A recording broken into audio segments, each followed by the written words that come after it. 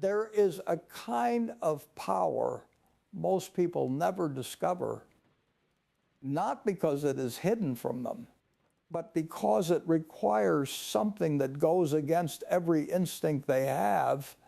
The most dangerous animal in the forest makes no sound. The most dangerous animal in the forest makes no sound. Think about that for a moment. The lion does not roar before it hunts. The hawk does not announce itself before it dives. The river does not ask permission before it carves through stone. I have spent 94 years watching people build wealth and watching people lose it. And I will tell you something that took me decades to understand. Most of the damage, most of the real damage was done with words. Not bad investments, not market crashes, not bad timing. Words. Your mouth may be the single most expensive financial instrument you will ever own. Today I want to show you 5 things you must lock away. 5 things that belong in the silence vault. And I promise you, by the time we are done, you will never speak about money the same way again.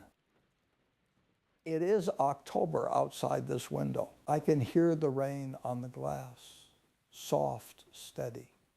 And the oak leaves in the yard have turned the color of old copper. I have sat in this chair in the same house on Farnham Street for more years than most of you have been alive. The wood of this desk still carries the dent from a coffee cup I set down in 1961. I remember the morning clearly. I had just made a decision that would change my life, and I had not told a single person about it. That was not an accident. My father taught me something when I was 11 years old. We were sitting on the back porch in the summer heat, and I had just told the neighbor boy about the paper route I was planning to expand. I was proud. I wanted someone to know how smart I was. My father waited until the boy went home. Then he looked at me and said, "Son, a vault doesn't have windows." Did not understand it then. I understand it now. A vault is not built to keep the world out. It is built to keep your assets and protected from the pressure, the friction, the slow, invisible erosion that happens the moment other people know what is inside. In finance, that erosion has a name. We call it information leakage. And it happens in ways most people never see coming. Not in boardrooms, not in bad deals, at dinner tables, in text messages, in the small, proud moment when you tell someone, just one person, something you should have kept to yourself. What I am going to show you today are 5 locks, 5 silences, 5 things that belong in your vault and nowhere else. And the first one, the one that destroys more friendships and more family relationships than any argument I have ever seen, starts with a number. Just a number. That is all it takes. Let me tell you about a study I read many years ago. Researchers followed 400 lottery winners in the United States over a period of 5 years. And what they found was it was not what most people expected. The winners who suffered most, the ones who ended up isolated, broke, estranged from their families, were not the ones who spent carelessly. They were the ones who told people, the ones who announced it, who posted it, who let the number get out, because the moment that number entered the world, it stopped being information. It became a target. Every cousin who had not called in 12 years, every old friend with a business idea that just needs a little capital, every neighbor who always thought you were lucky anyway. They did not come because they were greedy. They came because the human brain is wired after 10,000 years of evolution to rebalance what it perceives as an unfair distribution. We call it the crab bucket effect. Put one crab in a bucket and it climbs out. Put 10 crabs in a bucket and none of them escape, because the moment one starts climbing, the others pull it back down. Not out of cruelty, out of instinct.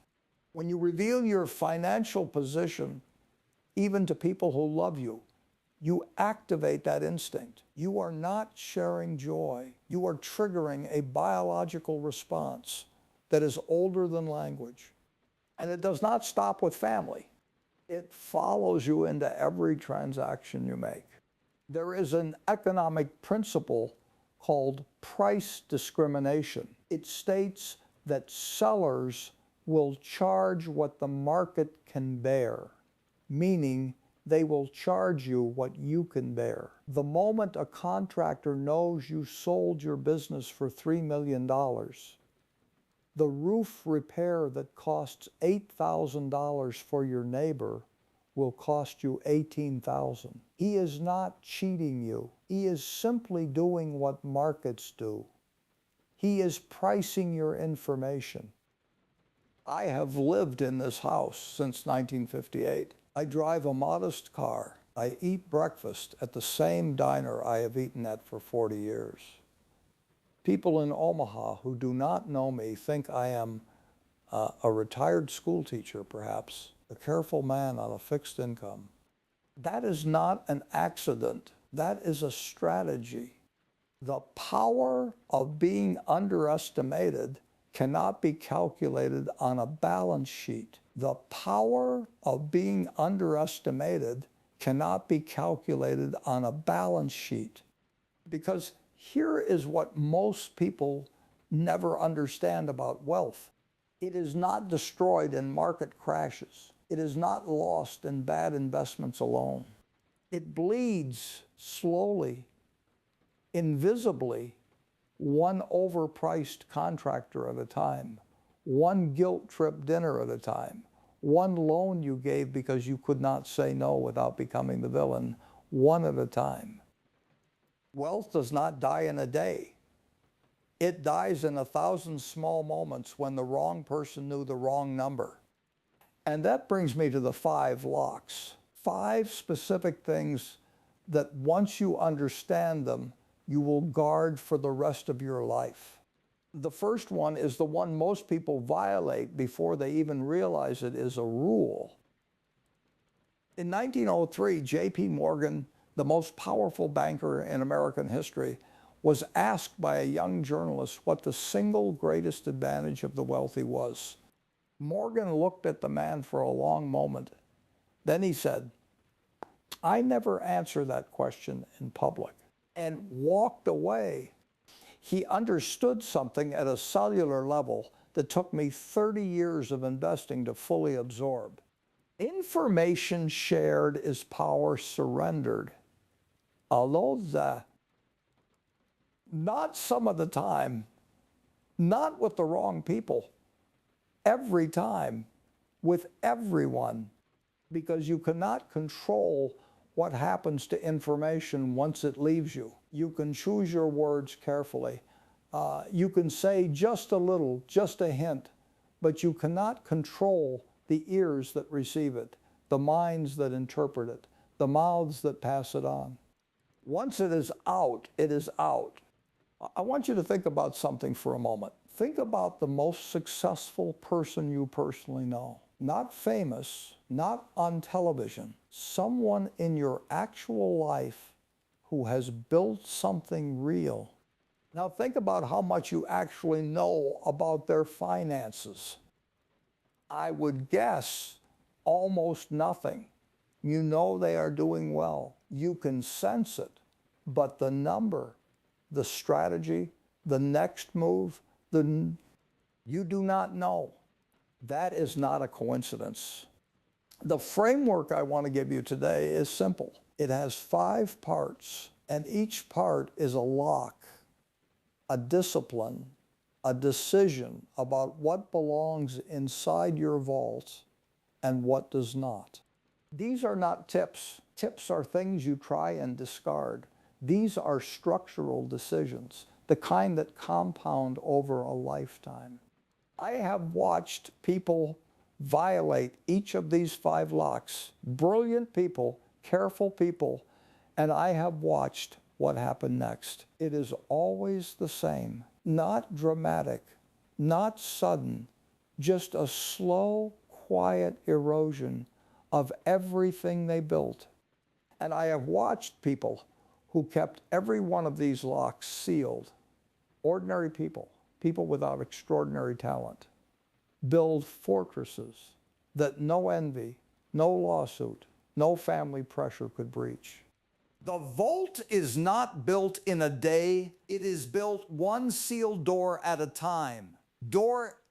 Now, what I am about to share with you, most people go their entire working lives without anyone saying it to them plainly.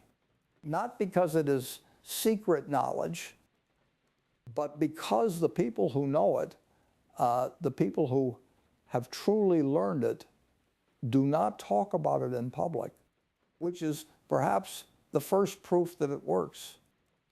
5 locks. Let us open each one. Here is something I want you to consider. When was the last time someone, a friend, a family member, a colleague, changed how they treated you after learning something about your financial life? Maybe it was subtle. Maybe you told them you got a raise, or paid off your house, or made a good investment, and something shifted. The first lock is called the number lock. Never, under any circumstances, reveal the precise state of your finances to anyone outside your attorney and your accountant. Not the number, not the range, not even the direction. Here is why. When people assume you earn roughly the same as them, you are peers, you split the check, you skip the expensive bottle, you laugh about money being tight and nobody questions it. That equality is the foundation of genuine relationship. The moment they know the number, that foundation cracks. Now, every dollar you spend is evidence. Every economy you practice is examined. If you say you cannot afford something, they do not hear a budget decision. They hear a choice, and they resent it. You lose something more valuable than money. You lose the right to say no without becoming the villain in someone else's story. And it goes beyond relationships. Every negotiation you enter, every contractor, every service provider, every seller is pricing your information as much as your transaction. Appear ordinary. Speak plainly. Keep the number locked. The number lock is not about secrecy. It is about protecting the equality in every relationship you value. The late pulsa tijestui. But there is a second lock that destroys people long before the money is even made, and most of them never see it coming because it feels like the opposite of a mistake. Tell me if this has ever happened to you. You have an idea, a real one, the kind that wakes you up at 2 in the morning, and you are so excited, so certain that you do the natural thing. You tell someone, and they say, that is brilliant, that is going to be huge. And you go home, and somehow, the next morning, the fire is a little cooler. The second lock is called the silent move. Psychologists have studied what happens in the brain when we share a goal before we achieve it. The brain, it cannot distinguish between the validation of talking about an accomplishment and the satisfaction of actually achieving it. It releases the same reward signal either way. So you get the dopamine without doing the work. And the hunger that was supposed to drive you through the hard months, the rejection, the setbacks, the mornings when nothing works, that hunger is spent on a dinner conversation. But there is a darker dimension to this. The moment you announce your strategy in business, in investing, in your career, You hand it to everyone who might benefit from blocking it. Not because people are evil, because people compete.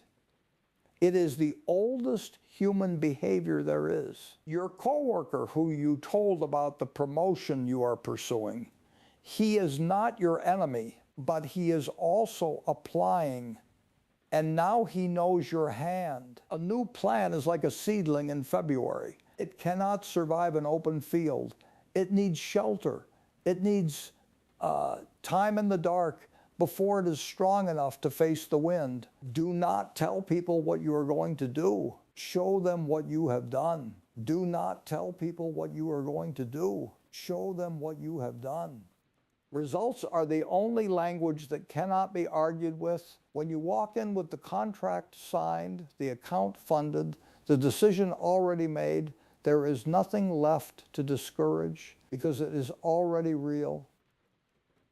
Now, the third lock is the one that separates those who build lasting wealth from those who find it once and lose it. And it is the one most people in this age of social media are violating every single day without knowing the cost.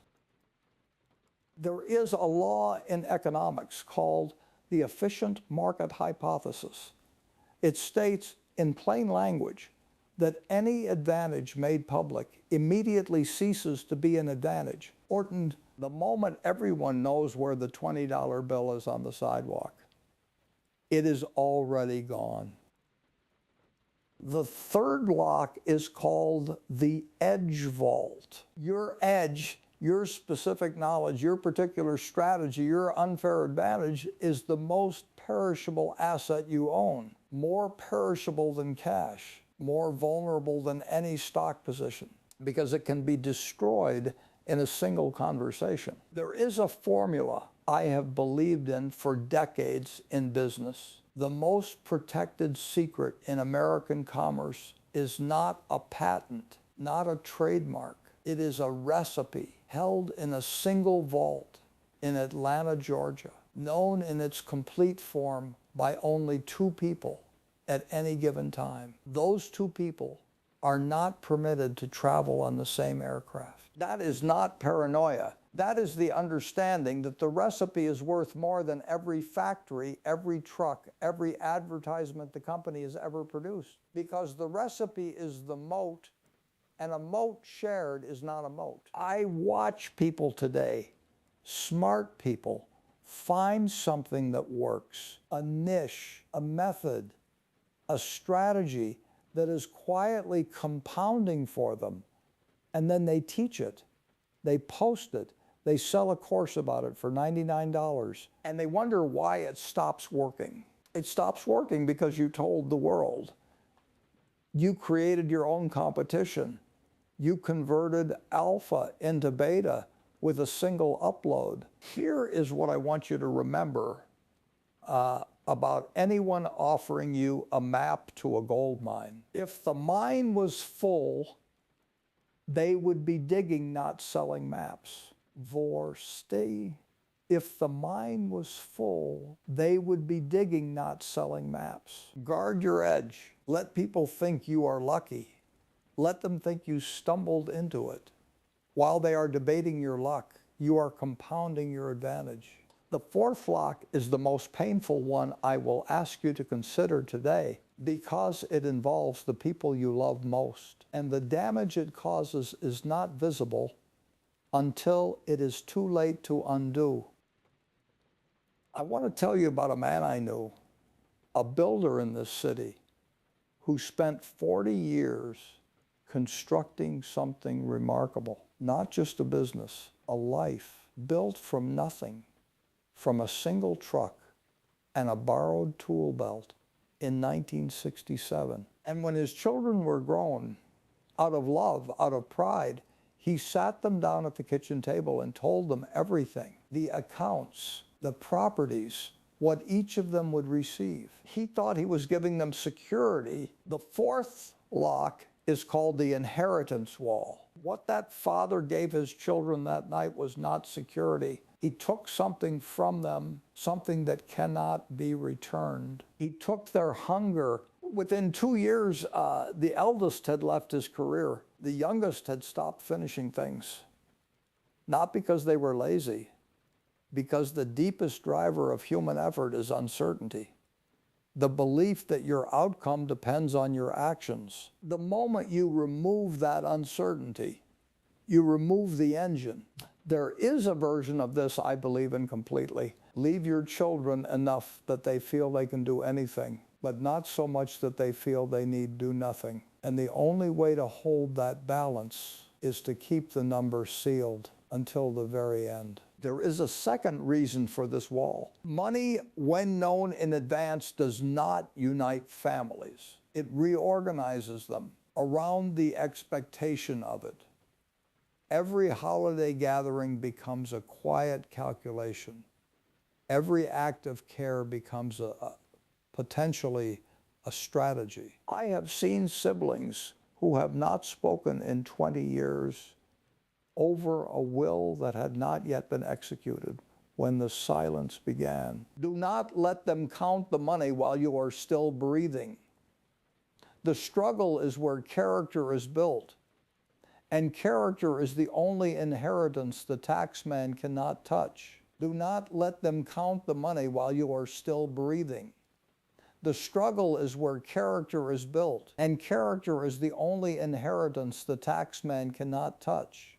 And the fifth lock, the final one, is the most revealing of all, because it is not about protecting your money. It is about protecting something harder to rebuild than money.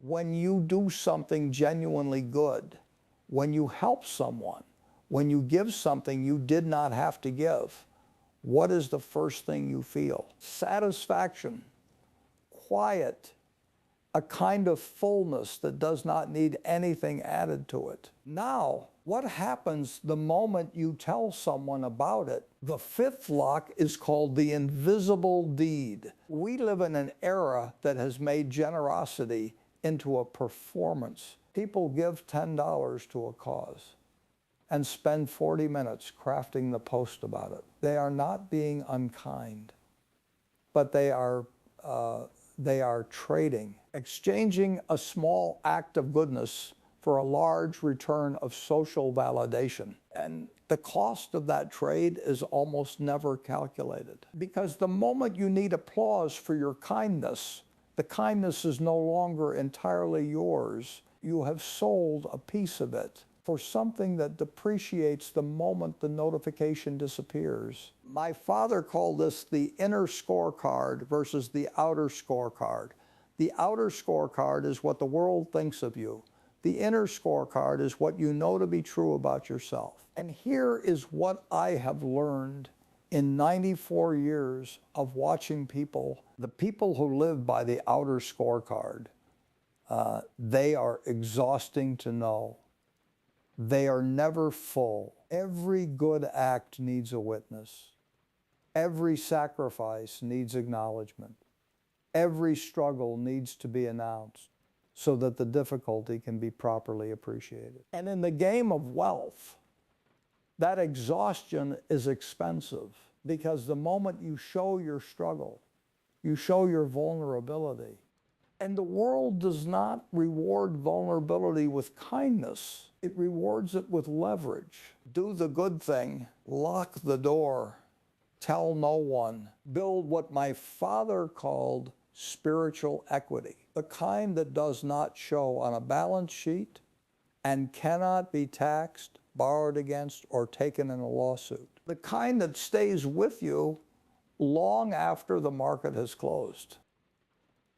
I want to come back to something I said at the beginning of our time together. The most dangerous animal in the forest makes no sound. I have thought about that a great deal over the years, about what it means, about why it is true. The lion does not announce itself, not because it is hiding, but because silence is its natural state. Silence is not a strategy it learned. It is what it is. And I think that is what I am really asking you to become. Not someone who keeps secrets out of fear. Not someone who is quiet because they have something to hide. Someone who is quiet because they have already built something worth protecting. 5 locks. The number lock, because the moment they know the number, the relationship changes and it never changes back. The silent move, because the hunger that drives you is fragile. And a single dinner conversation can spend it entirely. The edge vault, because the advantage you have found is the most perishable thing you own. The inheritance wall, because what your children do not know will build them in ways that what they do know never could. The invisible deed, because the good you do in silence is the only good that belongs entirely to you. I have watched the loudest people in every room I have ever sat in. And I will tell you what I have noticed. The loud ones are working very hard. They are working hard to convince you of something, of their importance, their intelligence, their success. The quiet ones already know what they have built. They do not need you to confirm it. The rain is still falling outside this window. The oak leaves are still turning. And in this old house on Farnham Street, in this chair I have sat in for more years than I can fully account for, I find myself thinking the same thing I always think at the end of a long day. The vault is not what keeps the world out. The vault is what keeps you in. The vault is not what keeps the world out. The vault is what keeps you in. Build it carefully, one door at a time, and let your results be the only noise you make. Thank you for sitting with me today. If something in this conversation stayed with you, if one of these 5 locks feels like something you needed to hear, I would be glad if you kept watching. There is more in this room, more we have not yet had time to say. Subscribe if you would like to come back. And until next time, keep the vault sealed. The world will find out soon enough.